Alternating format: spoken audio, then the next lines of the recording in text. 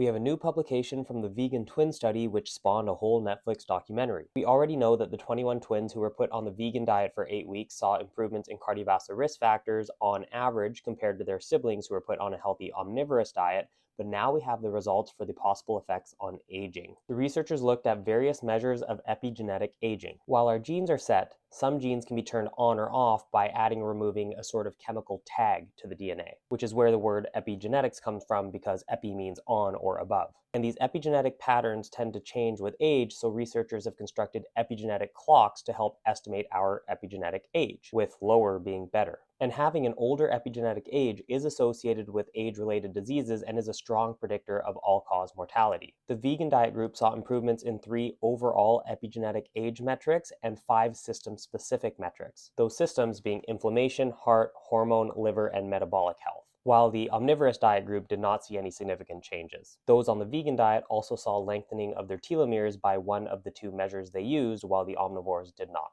Telomeres are caps on the end of our DNA, much like the plastic tips on the end of shoelaces that prevent them from fraying. But in this case, they protect the DNA from degrading. And as our DNA replicates throughout our life, the telomeres just get shorter and shorter until there's none left. So telomere length is often used as a measure of cellular aging. So the researchers were actually quite shocked that they saw any lengthening of telomeres in just 8 weeks with a diet intervention. But they do note that the vegan diet group did lose more weight, so weight loss cannot be ruled out as a driver of at least some of these benefits. They also highlight that it's not clear how these values may change with a longer follow-up. So while the results are interesting and overall positive for those adopting plant-exclusive diets, it's not entirely clear what aspects of the diet or weight loss are responsible for these results and how they would impact long-term outcomes. The hope is that it will spark future research. This is just a stepping stone in building our understanding of the complex interplay between diet, epigenetics, and outcomes, which is one reason why the researchers are cautious in their interpretations. But now let's see if the media bothers to emphasize that point.